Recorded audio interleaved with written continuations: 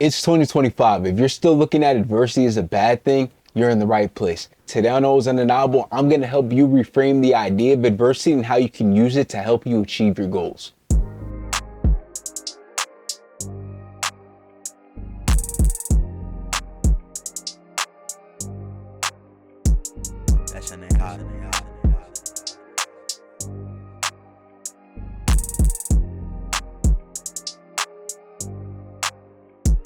Ladies and gentlemen, welcome back to Always Undeniable. I'm your host, Sanaa Collins, and I'm back here today with another fire episode. This week, we're talking adversity and how you can use it to your advantage to help you get past that hump you might be stuck at. First, let me start by saying adversity is not something that you should be afraid of. It's not something that you should shy away from. It's actually something you should embrace, because with adversity comes a lesson. And when you can learn from adversity, it puts you here, while those who don't stay here.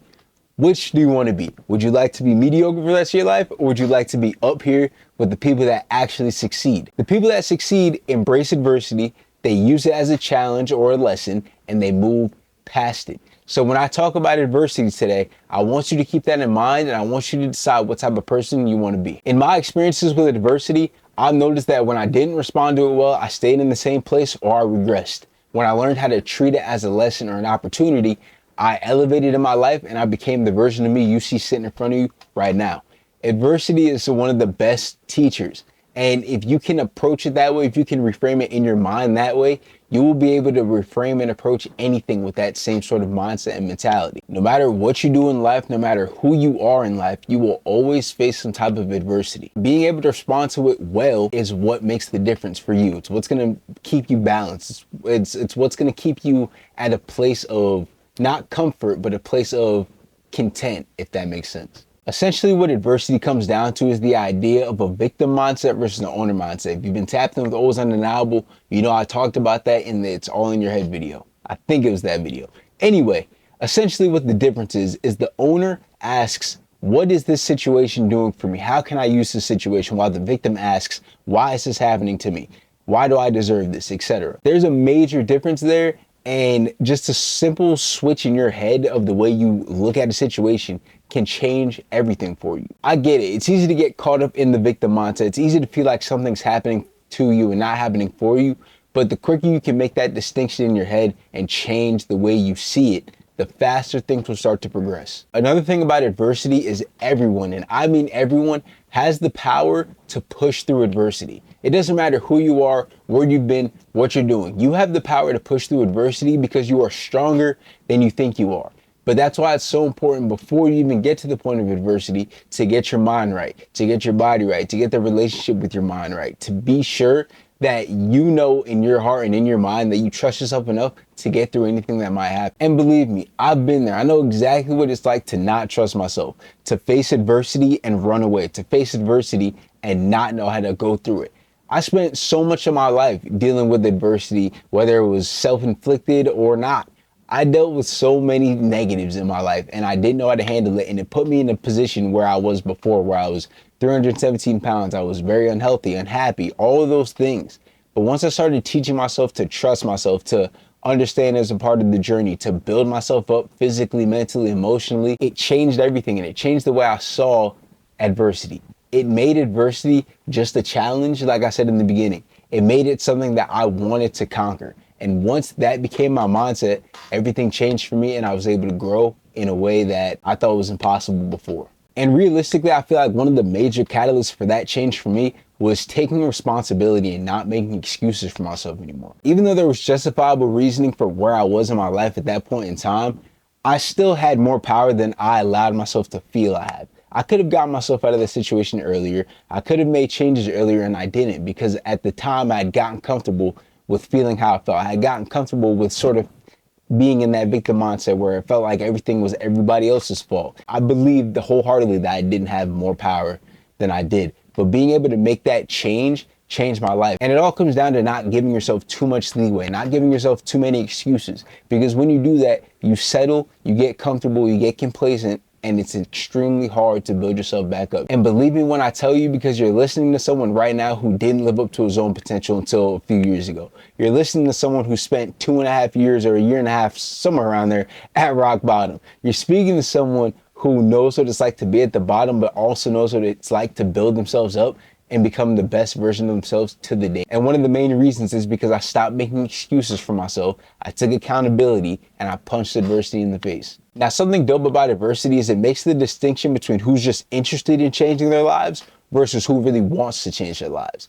And if you follow me on Always Undeniable on socials, you know I made a video about this recently where I said, you don't have a desire problem, you have a discipline issue.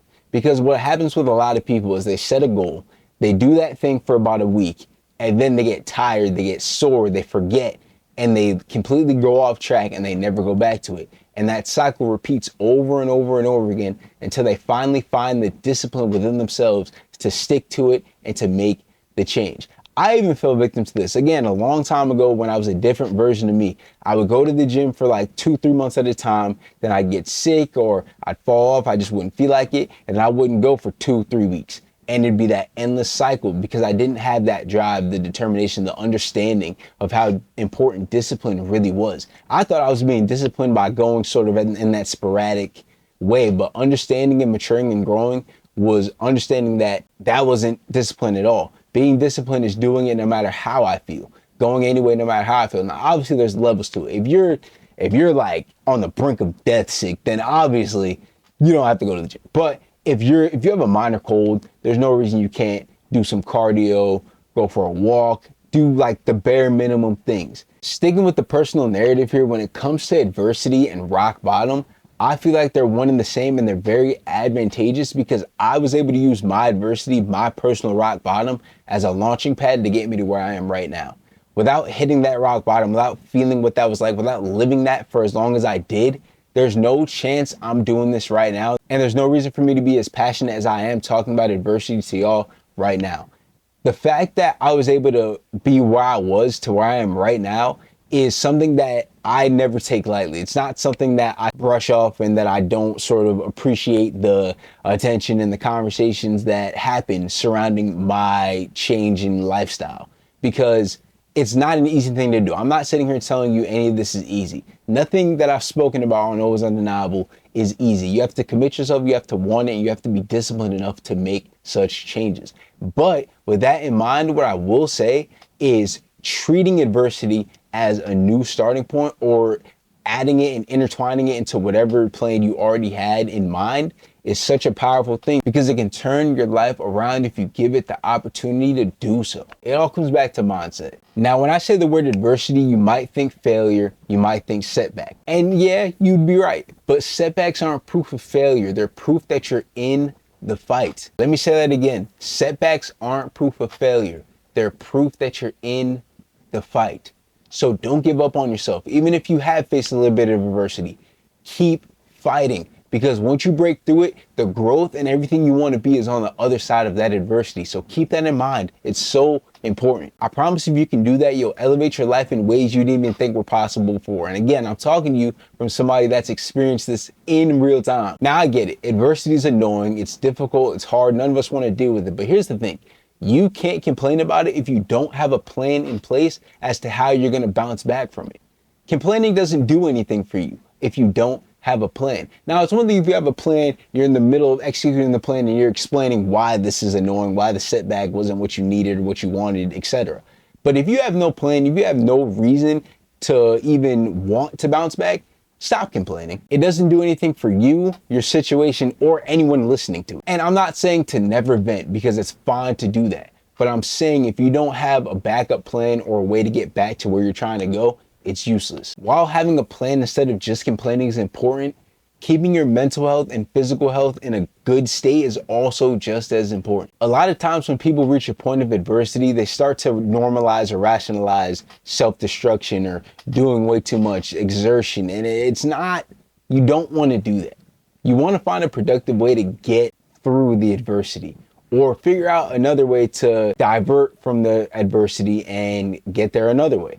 There's so many different things you can do, but overexerting yourself, whether it's physically, mentally, emotionally, is not a productive way to go about it. Keeping your mental health and physical in mind is so crucial when it comes to adversity, because the thing about adversity is it'll test your systems. I've said before on Always Undeniable that you have to build sustainable systems to achieve the things you want to achieve in life.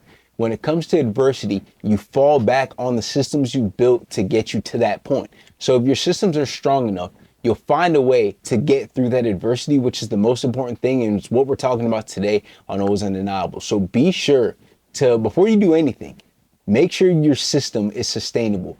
Be sure you have something that you can do all the time without it feeling like a chore, without it putting a burden on you, and without it stressing you out. You have to have systems of sustainability to achieve anything you want in this life. Because the thing is, adversity also reveals what you actually believe. Whoever you become while under pressure makes the distinction between what's real and what you think you believe, what you think you exude, what you think you're living.